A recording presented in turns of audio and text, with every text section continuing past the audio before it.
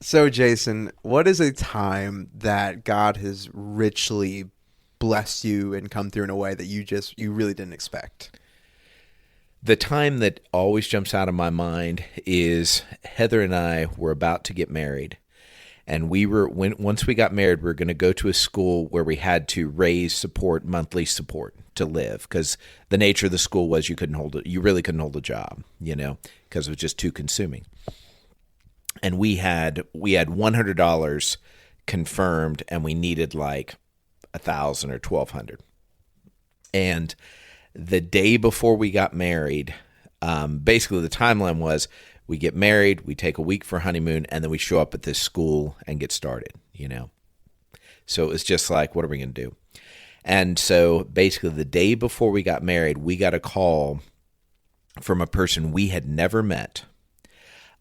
We had sent out letters like 6 months earlier, and we had forgot to, on the letters asking for help, we'd forgot to include our phone number or our address. We were in Ecuador when we sent the letters out, so we had that address, but we just had not calculated on, it was just so dumb of us, we hadn't calculated on being moved by the time people would respond, And it's a big story of how it came about, but bottom line, this person who had never met us got our letter in October, and then here it was the end of February, and he had some extra funds come up, and for whatever reason, he held onto this letter, tracked down the school, who then tracked us down, and was going to give us basically 75% of our needed money, like $800. Awesome.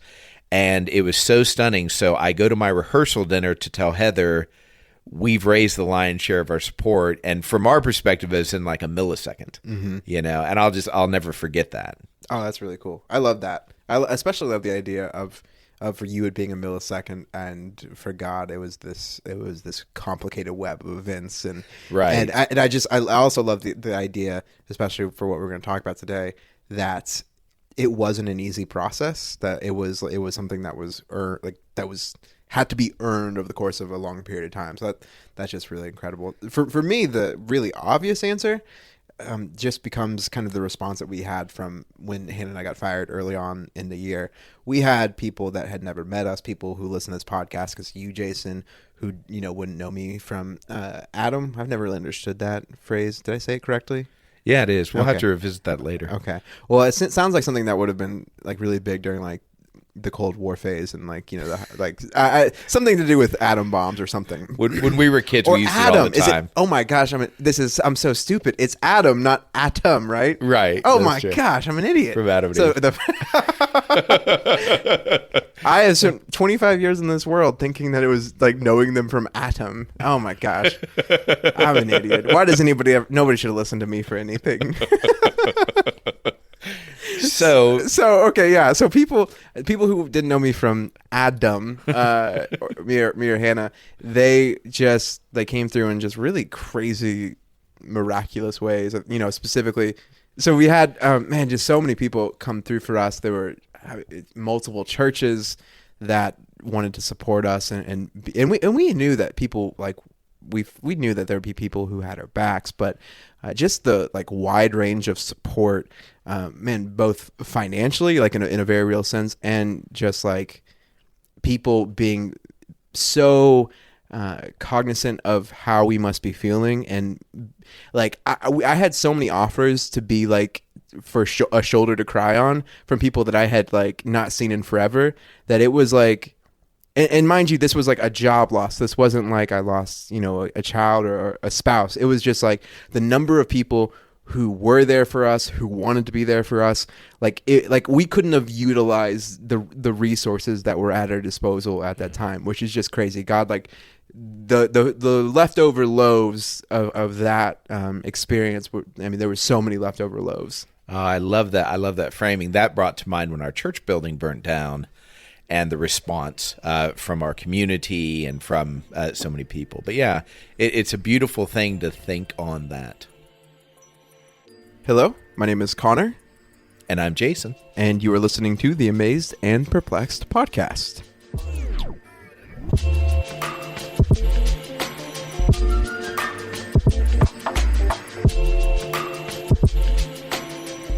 Today we are going to be discussing Jesus feeding the 4,000. That's found in Mark chapter 8.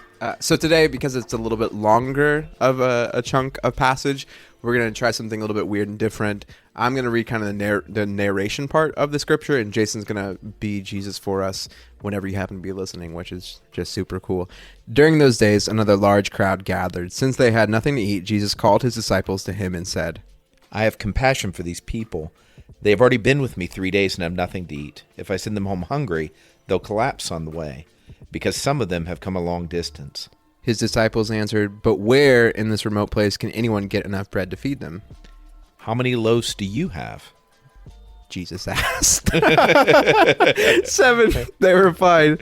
He told the crowd to sit on the ground. When he had taken the 7 loaves and given thanks, he broke them and gave them to his disciples to distribute to the people, and they did so. They had a few small fish as well. He gave thanks for them also and told the disciples to distribute them. I wish Jesus had now break the fish and then distributed them. The people ate and were satisfied. Afterward, the disciples picked up 7 basketfuls of broken pieces that were left over.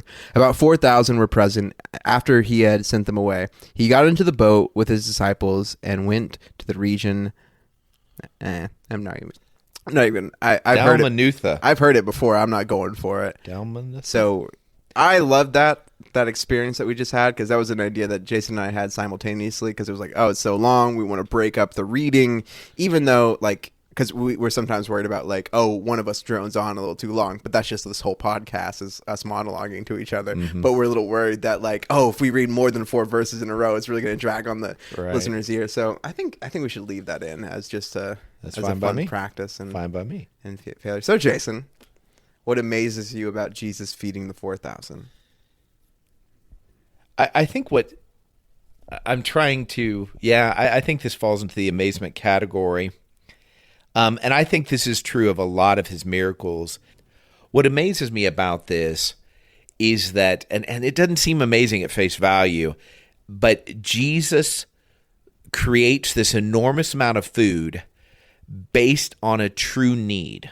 And that sounds weird, but when he says, hey, these people are going to collapse if I don't make them food, they're starving, you know what I mean? Jesus is not trying to create a principle here of you better have a food pantry at your church. And he's not anti-food pantry, but it just amazes me. In some ways, it amazes me that I missed the point of this experience, But it's that Jesus is paying attention to the people in front of him and responding to their actual need. He's not establishing a principle that we need to keep applying, And I think we can take principle from it. But the reason Jesus is doing this is primarily to function in the actual reality he's in. And the reason I guess it's so amazing to me is I think we try to principle everything that happens, in the New Testament. And the beauty of God's word is you can. It is so amazing what Jesus does. It has these incredible layers and ripple effects that you can apply them to everything and form principles and write books about. But at the root of this, it's a man that's very paying attention in a loving way to the people around him and saying this is their need right now. And I think why it amazes me is that's not the way I receive Christianity. When people come into service, I'm not thinking, what do they need right now? I'm thinking, what have we planned? What is our structure based on our principles? It's not, basically, I inherited a Christianity that was not responsive to the needs of the people in front of me. So if I were to kind of throw up an analogy, it's similar to if we walked into every life situation and we took from this passage, we just need to be feeding people. That's all. That's what this is the call. This is like the most, probably besides him rising from the dead, one of the most astounding miracles that he performs. So we just need to be feeding people constantly, and that just needs to be what the reality of the church is. What happens when we're focused on the surface level issue of hunger versus looking underneath of what do they truly need at this moment, then everything becomes, to a hammer, everything's a nail. Right. And so here's the analogy. If every situation, if every circumstance, if every person requires, if we just tell them or says this situation necessitates, mass feeding, then we are not accurately, we are not effectively using the tools that God wants to give us. We're not effectively using the totality of the gifts that he's given us. And that's it. Kind of, we'll talk about it more when it perplexes me, why this isn't more of a thing, why it doesn't happen more often. But it's this I think what you're talking about is this recognition that we're all unique individuals and we all find ourselves in unique times and unique places. And Jesus doesn't view us with a one solution fits all sort of thing, one size fits all sort of deal. Right. And I guess what that exactly expresses what I'm saying here. And the amazing part is, what could my life be like if I did this? I think humans, on one hand, we desperately want to live an adventure and feel like there was great meaning to our life. Simultaneously, we desperately want predictability and normal and comfort zone. And the more affluent we are as a culture, the more we define ourselves by our comfort zone. Like, my happy life now as an American citizen is, am I feeling as good as I felt yesterday? Because if I don't feel as good as I felt yesterday, then something's desperately wrong, with me. And this speaks to the idea that on one hand, I want an adventure and I want growth and I want to experience amazing things, but simultaneously I work so hard to block those off.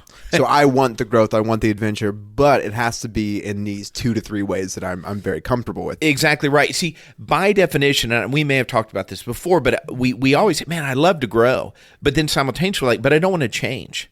More specifically, I don't want to hurt. I don't want to feel uncomfortable. I don't want to feel confused or perplexed. And the dynamic of Jesus here is, because even you referencing, and I don't want to take our thunder from what perplexes us, but this idea is, once you saw this happen, wouldn't you expect it to happen all the time?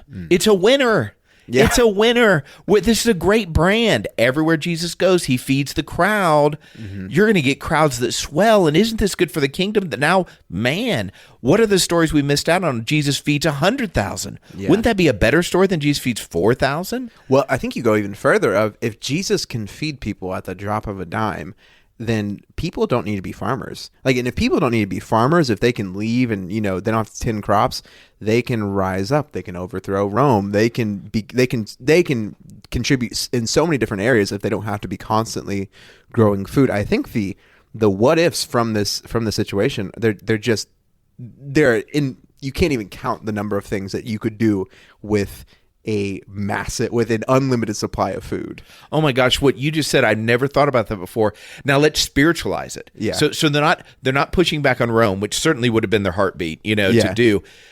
No, they're going to do productive work, like become preachers.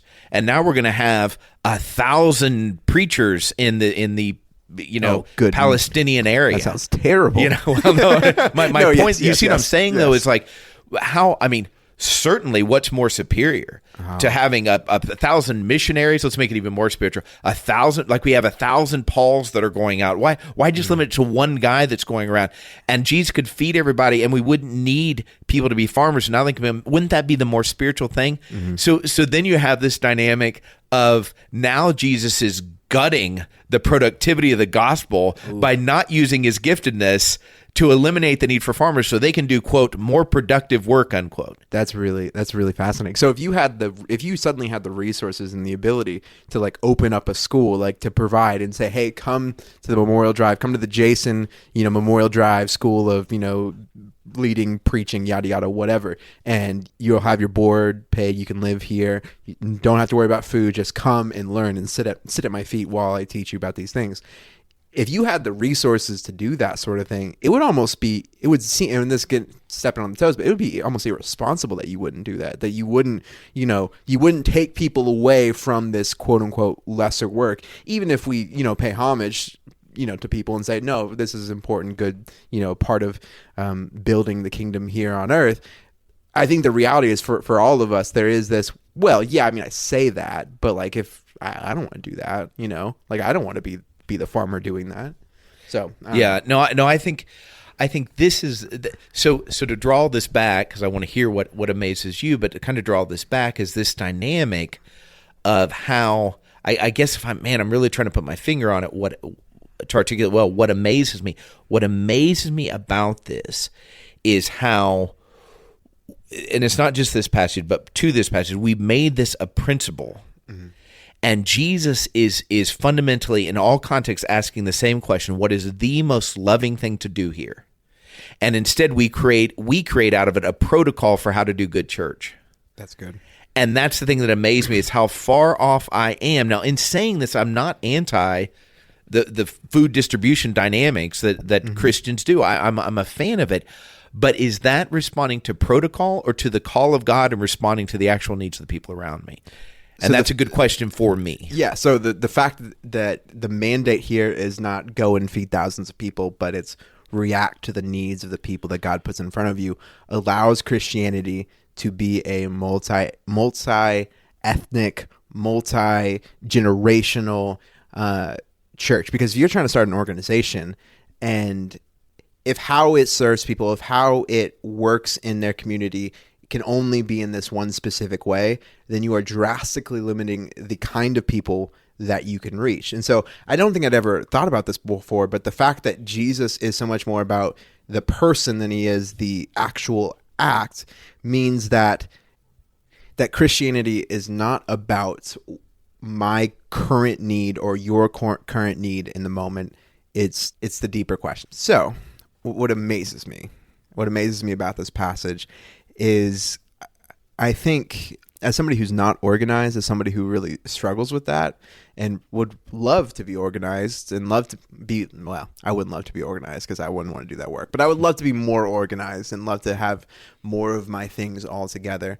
There is this sense that goodness, righteousness, the way things should be is that needs are met in a efficient and timely manner.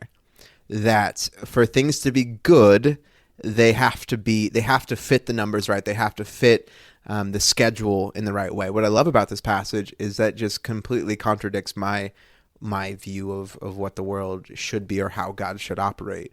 You know, it says that after a few days of walking, after a few days of this teaching and preaching, Jesus finds himself amongst these people that are hungry. And I'm like, well, why weren't, and now this is the second time that this has happened, but why weren't they thinking about this before? If you walk around with lots of people and they're getting brought in to hear your message and you're a really compelling speaker, guess what? More and more people are going to come. Why isn't this something you haven't been, planning for actively?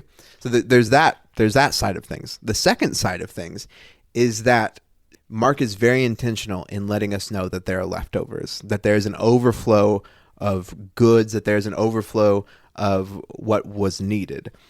There's some specific dynamics to that. One, it was expected at most Jewish meals, or if you're going to provide for a guest, that there would be leftovers. So there's certainly part of that there. But I think the deeper reality for me, and the very incredible thing about God, is Jesus is not a God that just wants to meet our needs and nothing else. Jesus wants to give and give abundantly, so much so that out of the overflow of his love, we would have excess. We would have not just what we need, the bare minimum, but we would have more, that we would flourish. And for me, that's such an incredible, comforting ideal, comforting thing. It's just such a comforting thing to me that Jesus, while he's not a God of excess, he is certainly a God of flourishing and of overflow. And that's just pretty incredible to me.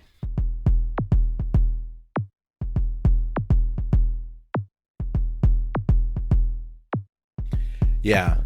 I love that. And I love that dynamic of, and this kind of taps into what perplexes me, if I can go there. Sure. Is that okay? What perplexes me about this dynamic is how much the apostles miss the point. And you pick this up more in the discussion. If you keep reading in the chapter, they have an interaction with the Pharisees, and then later Jesus says, watch out for the yeast of the Pharisees. And they're like, oh, we didn't bring enough bread. And Jesus is like, how many baskets were left over when I fed 5,000? How many baskets were left over after I fed 4,000? And we look at the apostles and we're like, they are so dumb. they are so slow, and they're like experts in missing the point. And then I go back to what amazes me, and then I'm like, oh my goodness, so am I. So this is what perplexes me about with that in mind. What perplexes me is why Jesus does not feel compelled to pull the apostles aside if he can respond to the deepest need of this group of people. Now, it may be obvious. Maybe there are people laying on the ground and they're starving. There's all these signals of their deprivation of food. But if he's that tuned in to these strangers, certainly he's tuned in enough to the apostles to know they're going to have this whole experience of this excess, and they're going to miss the point. And they're still going to be worried within maybe the same day or 24 hours later about, do we have enough food? Like in theory, like we don't know what happened to the excess. Yeah. My assumption is they're not carrying 7 full baskets on their back. You know what I mean? They distributed it, gave it away or whatever. But it's the idea that they are so, it's the 1-2 punch. They are so dumb. And why doesn't he offset this? It'd be so easy to say after every experience they have, do a debriefing. All right, what just happened, guys? What do we learn from that? What's the signal from God? What is the thing you learn about loving people or trusting God from this? And there's none of that. Like he's almost intentionally leaving them still on the outside of understanding. So it's this, the thing that popped in my mind when you were talking about that is, for us, there would be this natural desire. We feel like there'd be this natural desire to want to go deeper, to want to keep going further. But one of the infuriating things about the disciples is they're just like living. They're just like almost completely in the moment, except for when they're thinking about how can I be better off in the future. Like for them, they're just like, well, there's some hungry people. There's thousands of people around us. They're really hungry. They could die. They could get angry if we don't feed them soon. Jesus feeds them. Like, oh, cool. That figured out. There doesn't seem to be this deeper introspection like you're talking about here. And on the one hand, that's like incredibly perplexing that they wouldn't be like, that this wouldn't be something that they were doing. This sort of introspection, this sort of dialogue with Jesus. The other thing I go is, man, isn't that part of what we want? Like, we do want a dialogue with Jesus, and I think that certainly happens, and we see it in different places in the Gospels. But don't I want to just be living in the presence of Jesus and just like accepting, like, don't remember, they don't get it right all the time, but isn't there an element here of like, they're not focused on the past, they're not even really focused on the future, they're just completely living in the moment with Jesus, and obviously that has its downsides because they forget what Jesus has done for them. But there is a part of here that I wish I could capture. Like I always want to hold on to what Jesus has done for me and the promises he has made for me in the future, but there's an element here of the disciples that I would really like to have, just like, yeah, I'm here with Jesus, and this is the moment that I have right now. That is, that is so good. And it's ironic because what I'm saying, I'm frustrated with the fact that they're not acting like responsible adults. And then Jesus will say, yeah, to get the kingdom, you're going to have to act like trusting children.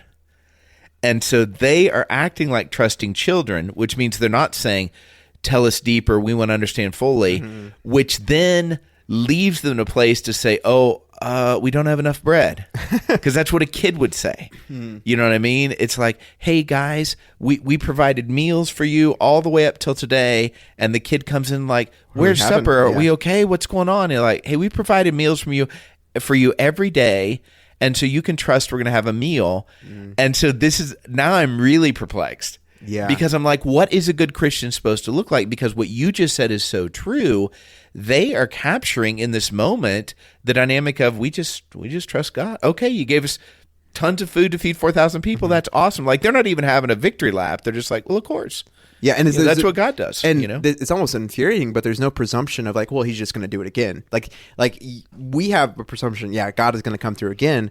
But like I go back to like our experiences, right? Like it would be reckless for me, like if I was like, well, people are going to come through for me if I'm treated wrongly. So like, I'm not even really going to worry about a job because I know there are people that love me, and that, like that would be insane. That would be completely like a wrong way to go about living. I don't know where the line is and how much you're supposed to have of each, but I do think there are certainly things that the disciples could learn from us in recognizing the promises and what Jesus has already done for them. But I definitely think that even they're much closer to the childlike element than we are.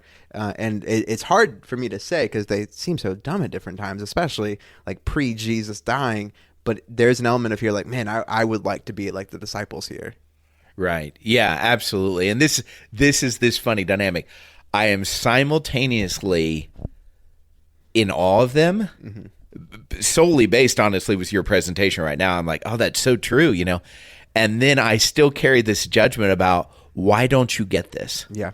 You know? So what about for you? What perplexes you? And by the way, I totally think that's fair. And I think part of it's a mindset and where you have to be living, where you know, are living in that particular day and in time. If you caught me while I was like going over my budget for the year and how I'm going to pay for, you know, food for, you know, my wife and my future kid, like I feel like I probably would come down much harder on the disciples, or I'd be much less being like, yeah, I want to be like them. So for me, the perplexing thing is this isn't just a one-off thing. There's this sense a lot of times when I see the miracles of Jesus, where whether it's a healing, you know, healing somebody sick, or of a blind person, like why doesn't Jesus just start a clinic? You know, why there is this element of like there are people who are hungry, there are people who don't have enough food around Jesus. Why isn't he just like a mobile food bank? And we talked about earlier, like not that, you know, being a food bank is the be all end all, but I'm like, it's still a pretty good thing. It's still like I still think it's a great thing to do. And the perplexing thing for me is, what would it, for the person of Jesus to know that he can physically meet the needs of all those around him, and yet to still walk through towns, walk through places where he changes and he does miracles for people who come to him, who want them, but to still see people who are hungry, still see people who are sick. Like, just what does that got to be like for Jesus? And yeah, I don't know. It's just it's a perplexing dynamic for me, because I want Jesus. I want the story in the gospel to be like, yeah, and Jesus fed 100,000 people. But then also it's perplexing for like, what was it like for Jesus to see somebody who he knew he could meet their needs, he knew he could feed them, he knew he could heal them, and they refused to come to him. I don't know. It's just there's two different sides to it for me. So when I think about that, this draws into like this clear picture of the question, why was Jesus performing miracles at all? You know? And so to apply it to me, like what I'm taking away is that, and the chief thing I'm taking away is God is so patient with me, you know, that there's a little bit of this that feels overwhelming in the sense that, oh, so how can I become more childlike? And then how can I simultaneously be more responsible? And how do those not, you know, like basically, you know, mark each other out, you know, one negates the other. And I don't think that's true. I think those work in this beautiful dynamic where you do gain understanding and wisdom and simultaneously become more childlike, but that is not a human endeavor. That is a supernatural endeavor for me to simultaneously become more understanding and have more wisdom and to be more childlike and more trusting, you know, whereas from a human perspective, those would be contrary. It's the same, and I've referenced this before, it's the same as God is all merciful and all just. Well, humanity cannot get us to all merciful and all just, you know, but God can. That's a supernatural dynamic that God is calling us into as we work with Him more and more. But the application, though, is the ultimate application, of course, is God is merciful and He's patient. He's leading me into this. But more specifically, it's this idea that what I'm taking away is I'm just asking God, what would my life be like if I were, you have to have an attentiveness to what exists, you know what I mean? So you've got your job. This isn't a call to quit your 40-hour-a-week job or quit your ministry or quit your whatever, to go just to be responsive to whatever's out there. So there's balance in this in some way, but just that idea of what if my walk with God was more about me constantly praying to say, God, what is the true need here? Because what you said ties into that. It leads me to think about it, because if we assume that Jesus is perfect and he's being led by the Spirit and he's doing perfect work, then we have to assume that the reason he's not feeding everybody in every story is because there's actually a greater need there. And why he's feeding people in this particular story is that's the greatest need. And not just for the feeding of the people, but also the principle he is establishing for the apostles, not, hey, you better have food mates, because it is interesting. You don't have a feeding of the 5,000 or even of the 100 when you get to the book of Acts. Mm-hmm. When people are living without Jesus, that's not a miracle that's reproduced. No, but it is one of those things in the book of Acts where there are, deacons that are established to make sure that certain widows are fed, right? Which,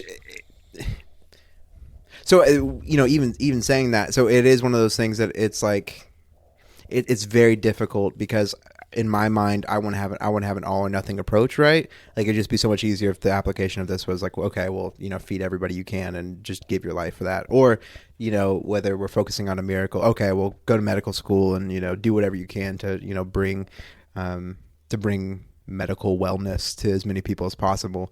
The frustrating thing, and I think you saying this helps put it into perspective for me, is that I want to make it so it's something that I can accomplish myself. So if the goal is to feed as many people as possible, if I dedicated my life to that, I could feed thousands of people. If that was all that I was going to, if I was going to forsake everything else and chase after that goal, I could do a lot. But if the goal is to always be trying to meet the need of the person in front of me the way that God wants me to, that's not something I can do by myself. That's not something that I can train for and be, and master completely. That's something that I have to rely on his power for. And it's in fear. I'm not going to it sounds like a great ideal, and it is, but right now I don't like it. I really, there's something about where I find myself, December 9th, 2020, where I just, that grates on me in a weird way. And tomorrow, you might ask me tomorrow, and that might be the best news ever. And I think it certainly will at some point in the next, couple of days. But right now, it grates on me in a weird way. Yeah. And I understand that there's a part of us that we want, it's almost like what's going to be on the test. So I want to be successful, and so I want to know what the parameters are. And what we're saying is, and I think you put this in a tremendous context here, is, or just this great picture of, if you take one aspect of Jesus, well, I am going to be the person that really notices the widows because Jesus noticed a widow. I'm going to be the person that really prays because Jesus prayed all night. I'm going to be the person that is the person that helps people experience physical healing because Jesus physically healed me. I'm going to be the person that preaches great sermons. I mean, this go on and on and on. And we take these single aspects of Jesus he did, and then we have the tendency to maybe take a few of those and make that this is who Jesus was. And the reality is Jesus was none of those things. Jesus did those things.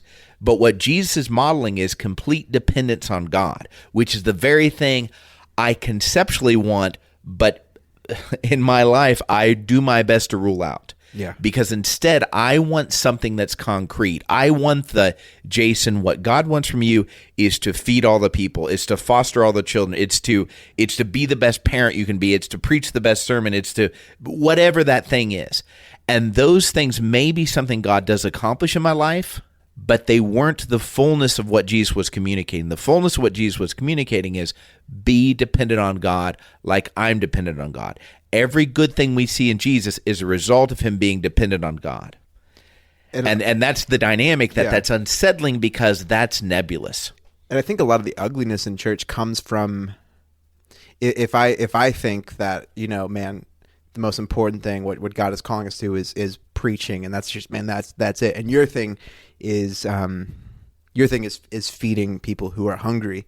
If those are the be all end all, and it doesn't mean we can't devote our lives to those things and those be true and great things that we give our all for, but if those are like the most important things, then we're going to be in conflict. And so in a church that has the same goal, same mission, same mind, if people who are working in the food pantry view it as the only important thing, view it as the be all end all, then they're going to have less respect for people who are giving their be all, like doing everything they can to work in the children's ministry or to work in the homeless ministry. And that sort of thinking is naturally going to make us judge other people. And I see it myself all the time. I think we've talked about it before when, like, you know, I'm like, I love my work with teenagers and I think it's incredibly important. And it was very easy for me when I was working with teenagers to look at people who didn't want to volunteer in the youth ministry and judge them because my work was so important, and it was really important. Mm-hmm. But when I elevate the specific situation that God has called me to as the situation, then it will sow discord in my church, in my group, in my organization, whatever it may be. And so, yeah, I think for me, the really convicting thing, this isn't anything we haven't talked about before, but we look at why do conflicts come up in church? And I think one of the base reasons is that ultimately I think my ministry is more important, and my ministry is the ministry. And I'm not saying that as a judgmental way for other people. I'm saying it as myself. I totally agree.